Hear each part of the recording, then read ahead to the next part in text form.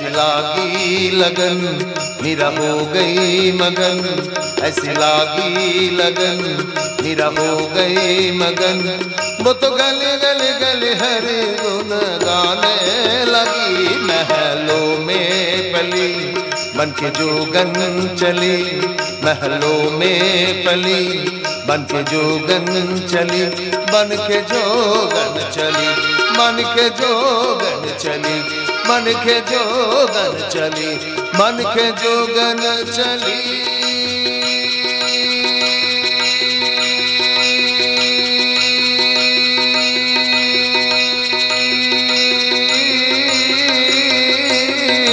मन के जोगन चली, मन के जोगन चली, मन के जोगन चली।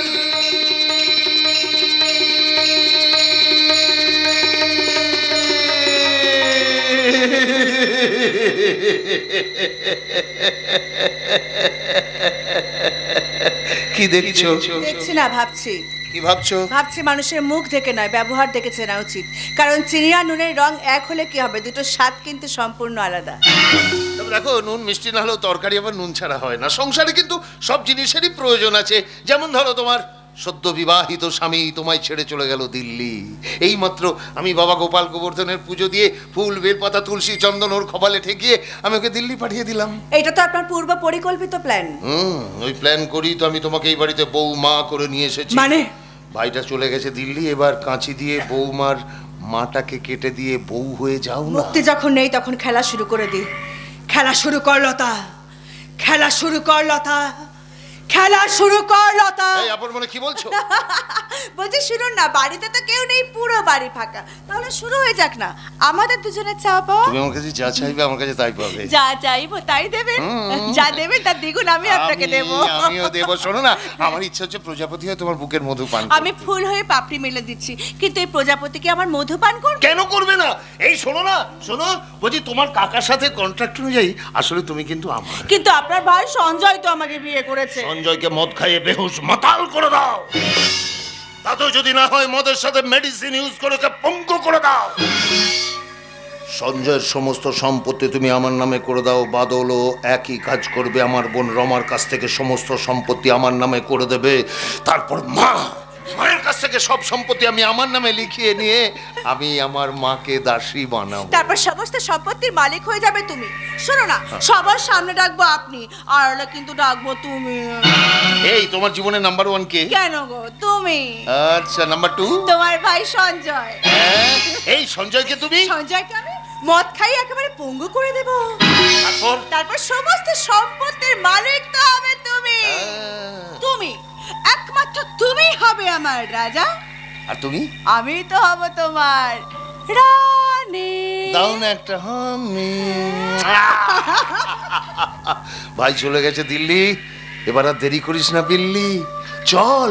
কিন্তু না, কাউকে বুঝতে দিলে হবে না যে এই সংসারে আমি একটা বিষাক্ত প্রজাপতি। আর এই প্রজাপতির বিষেই এই সংসারটা ছড়কার হয়ে যাচ্ছে। আর মানে তুমি? হ্যাঁ, ভালো মানুষের আসল রূপটা তো স্পষ্ট নিজের চোখে দেখলাম। এই শোনো, তুমি জানো কি প্রজাপতির জন্ম কোথা থেকে? শুঁয়োপোকা থেকে।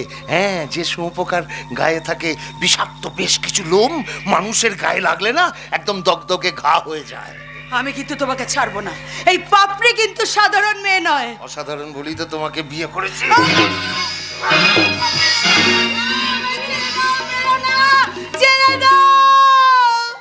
ওই বিষাক্ত প্রজাপতির হাত থেকে কি কেউ বাঁচবে না? ধর্মের কাছে অধর্ম তো হবে না, পুণ্যের জয় হয় পাপের নয়, ন্যায় মাথা উঁচু করে দাঁড়াবে, অন্যায় নয়। তোমার এই অহিংসার অধর্মের শাস্তি কিন্তু তোমায় পেতে হবে।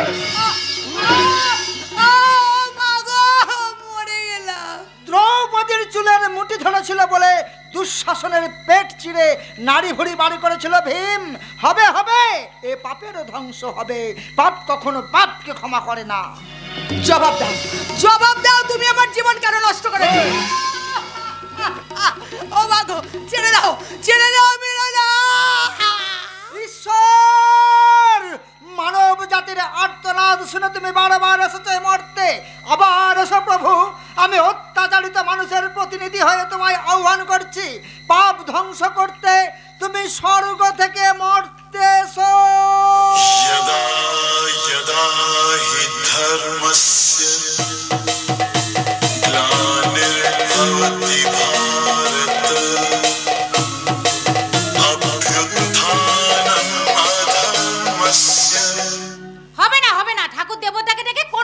হবে না। বুদ্ধি আর সাহস থাকলে দু হাতে টাকা রোজগার হবে, আর টাকা থাকলে সমাজে মাথার মণি হতে পারবে। জীবনে টাকা সবকিছু নয় সুলোচনা। কে বলেছে নয়? বর্তমানে টাকাই তো মেরুদণ্ড, শিক্ষা কারাদণ্ড, আর সত্য কথা মানুষের মৃত্যুদণ্ড। মনে রেখো সুলোচনা, জীবন কিন্তু লুডোর মতো, 6-এর আশায় 1 পেলেও এগিয়ে যেতে হয়। কিন্তু সাপ লুডো খেলায় মই বেয়ে যেমন উপরে ওঠা যায়, তেমনি সাপের মুখে পড়লে একেবারে নিচে নেমে যেতে হয়। তাই বলছি, এমন ভাবে জীবনে এগিয়ে যেও না যেখানে সেই সাপের মুখে পড়তে হয়। একটা কথা মনে রেখো, লোভে পাপ, পাপে মৃত্যু। সেই লোভ করতে গিয়ে তুমি মৃত্যুর মুখে পড়ো, আমি স্বামী হয়ে তা চাই না। অমন স্বামীর মুখে আগুন। যে স্বামী বউয়ের সকাল রাত মেটাতে পারে না, তার স্বামীর তো ফলানো চলে না। একজন পুলিশ অফিসারের বউ হয়েও এখন আমাকে ভাঙা বাড়িতে বাস করতে হচ্ছে। ভাঙা হোক আর যাই হোক, এই বাড়ি কিন্তু আমার নিজের বাড়ি। একজন পুলিশ অফিসার হয়ে ঘুষের টাকা রাজপ্রাসাদে বাস করার চেয়ে সৎভাবে কুড়ে ঘরে বাস করা অনেক সম্মানের। আমি আদর্শ, মনে রেখো, এই আদর্শচ্যুত হয়ে কোনোদিন ঘুষের টাকায় অট্টালিকা বানাবে না। জনগণের সেবার জন্য জনগণের ট্যাক্সের টাকা সরকার আমাদের মাইনে দেয়, সেই টাকায় যেমন চলবে আমি তেমন চলবো। কিন্তু ঘুষখোর পুলিশ অফিসার হয়ে এই পোশাক পরে মানুষের কাছ থেকে ঘুষের টাকা আমি নিতে পারবো না। একবার সিরিয়ালে চান্স পাই আর সিনেমায় চান্স পেলে তো কোনো কথাই নেই, তখন তোমার ধার আমি ধারবো না। সেই দিনটা আসতে আর কত দেরি সুলোচনা? দেরি নেই, আর খুব বেশি দেরি নেই। খুব তাড়াতাড়ি তুমি আমায় টিভির পর্দায় দেখতে পাবে। মিথ্যে মরিচিকার পেছনে ছুটে কোনো লাভ হবে না সুলোচনা। তবে কি তোমার পেছনে ছুটে আমি জীবনটাকে মাটি করব? কখনো না। আমি জানি 1 নম্বর নায়িকা আমি হতে পারবো না, কিন্তু সেকেন্ড নায়িকা আমি হবই।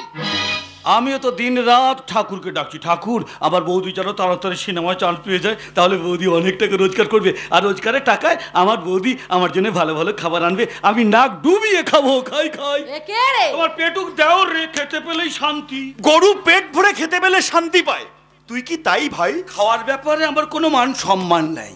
অপমান করার পর আমাকে ভালো মন্দ খাবার দাও, আমি সব ভুলে যাব। খাই খাই। তোমার এই খাই খাই করার জন্য আমার চান্স হচ্ছে। আমার খাই খাইয়ের জন্য না তোমার এই চেহারার জন্য? এই চেহারায় নায়িকা হলে কেউ দেখবে? তোমাকে না, আমি এই জুতো মেরে মুখ ভেঙে দেবো জানোয়ার। সুলোচনা, এ তুমি কি করছিলে? তুমি আমার ভাই পবিত্রকে জুতো মারতে যাচ্ছিল। এরপরও তোর লজ্জা নেই? হ্যাঁ, কি করে লজ্জা থাকবে? কোন বংশের ছেলে দেখতে হবে তো। বংশের কথা বললে তো, তাহলে শোনো বৌদি, আমাদের বংশের শিক্ষা যদি তোমাদের বংশের শিক্ষার মতো হতো, তাহলে যে জুতোটা তুমি আমার মুখে মারবো বলে তুলেছিলে, সেই জুতোটা কেড়ে নিয়ে আমার দাদা তোমার মুখে মেরে দিত। What do mean? মিনমিন করে আমার দাদা তোমার সঙ্গে চলে বলে তোমার খুব বার বেড়ে গেছে। গরু মশলা লাঠির বাড়ি না খেলে যেমন সোজা রাস্তায় চলে না, ঠিক তেমনি তোমার মতন বউকে সোজা রাস্তায় চালাতে গেলে মিনমিন করে হবে না। দাদা কাঁচা কঞ্চির সপাং সপাং ঘা কতক দিলেই সোজা হয়ে যাবে। তুই চুপ কর পবিত্র। কিসের ভয় খাচ্ছ দাদা? জেল জরিমানা হাজতবাসের, তার থেকেও তো তুমি অনেক খারাপ অবস্থায় আছো। দিন রাত বইয়ের লাথি ঝাঁটা খেয়ে বেঁচে থাকার চেয়ে জেলের ভাত খেয়ে পচে মরা অনেক ভালো। পবিত্র, এই পবিত্র তোমার কাছে দুটো খাবার খেতে চেয়েছিল, ওই জুতো খেতে চাইনি। মাতৃসমা বৌদির হাতে জুতো দেখে আমার খাবার ইচ্ছাটাই নষ্ট হয়ে গেল।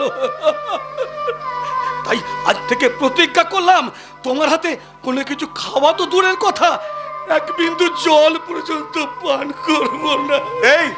এ ভাই, এতে কি বলছিস? ঠিকই বলছি, তুমি আমার দাদা শ্রী রামচন্দ্র, আর এই ভদ্র মহিলা সীতা বৌদি হতে পারলো না। তাই রামচন্দ্রের মতন দাদাকে আমি ভক্তি ভরে প্রণাম করব, আর ওই কালনাগিনী বৌদির মুখ দর্শন করব না, মুখ দর্শন করব না। এই যে স্বামী দেবতা, তোমার ভাই তোমার সামনে আমাকে অপমান করে গেল, আর সেটা তুমি মুখ বন্ধ করে সহ্য করলে? ইট মারলে তো পাটকেল খেতেই হবে। কাঁচের উপর ইট ছুঁড়েছো, কাঁচ ফেটে গেছে, সেখানে হাত দিলে তো হাত কাটবেই। তার মানে কি বলতে চাইছো? তোমাদের কোনো দোষ নেই? মানুষ বড়ই আজব প্রাণী। ডুবে গেলে জলকে দোষ দেয়, হোঁচট খেলে রাস্তাকে দোষ দেয়, কর্মের দোষ ভাগ্যকে দেয়, কিন্তু নিজের দোষটি সে কোনোদিনই দেখতে পায় না। না, আমার জীবনে কোনো ভুল নেই, কারণ আমি যা করি 100% ঠিক করি। তাই আমি যেমন চলছি তেমনই চলবো। আমাদের কথা মতো চললে তুমি সৌভাগ্যের স্বর্ণ শিখরে পৌঁছে যাবে, মানে আমি তোমাকে পৌঁছে দেবো। আমি তো তোমার দেখানো পথেই চলতে চাই, বলো আমাকে কি করতে হবে? শোনো, আসার সময় দেখলাম তোমার স্বামী বোধহয় ডিউটিতে বেরিয়ে গেল। এই সুযোগে আমাকে একটা কাজ করতে হবে। কি কাজ? এসো আমার কাছে, আমি বলছি। ও ওকে নো চাপ, হয়ে যাবে। জানি তোমার পক্ষেই সম্ভব, তাই তো এখানেই ডেকেছি। এসে পড়েছি বাদল বাবু, তোমার টাকায় ভরপেট মদ খেয়ে চলে এসেছি। বেশ করেছেন নরেন বাবু। এখন বলো তো কি জন্য আমায় ডেকেছো? ওই বাকি টাকাগুলো দেওয়ার জন্য তো। কিসের টাকা? কিসের টাকা মানে? আমি আমার সমস্ত ভাইজি লতাকে ওদের হাতে তুলে দিয়েছি, তার টাকা। আর কোনো টাকা তুমি পাবে না নরেন চক্রবর্তী।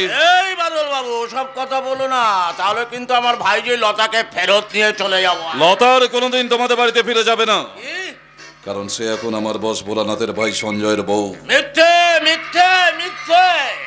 ভোলানাথ লতাকে ব্যবহার করবার জন্য আমার সঙ্গে বহু টাকার কন্ট্রাক্ট করে লতাকে আমার কাছ থেকে কিনে নিয়েছে।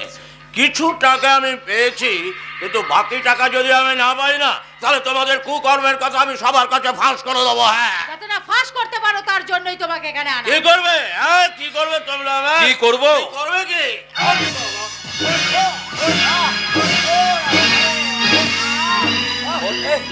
ওর শালা ওট ওট ওট ওট ওট ওট ওট।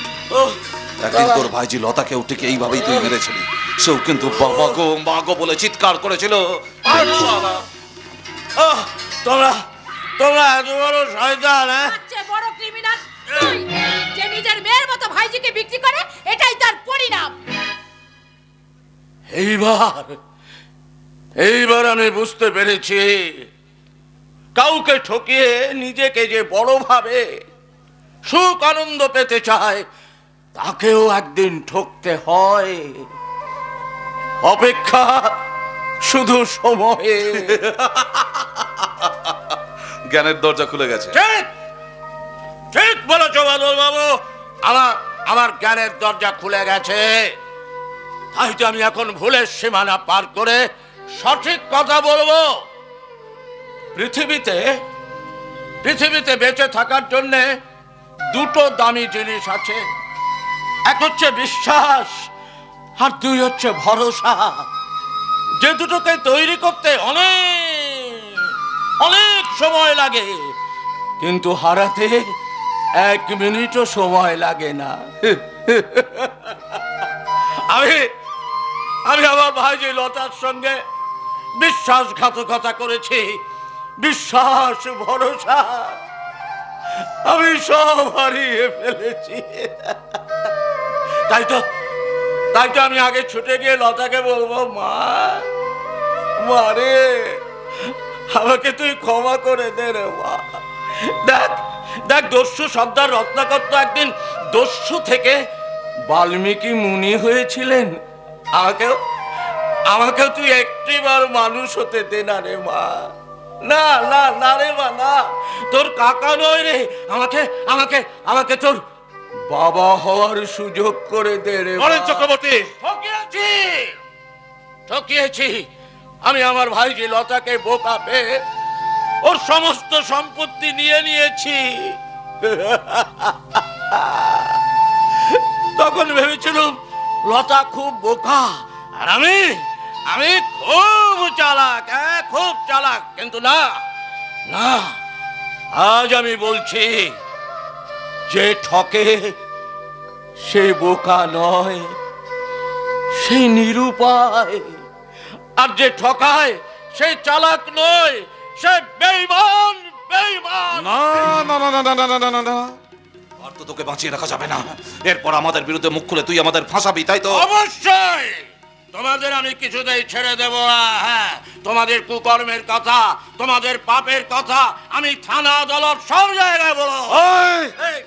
শালা যাতে বলতে না পারিস সে ব্যবস্থা আমরাই করে দেবো।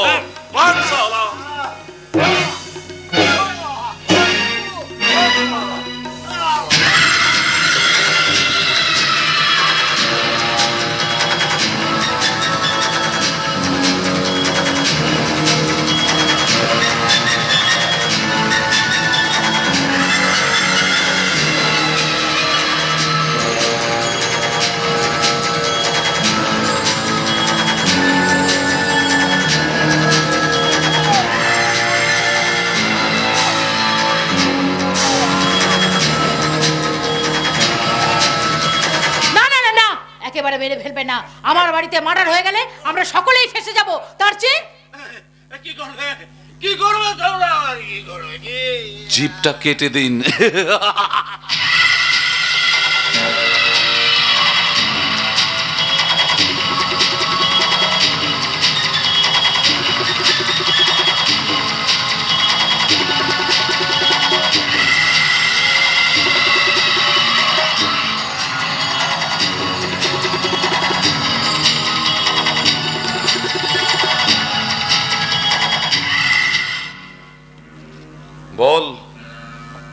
শুয়োরের বাচ্চা, থানায় আদালতে গিয়ে কি বলবি বল? বোবা হয়ে গেছে।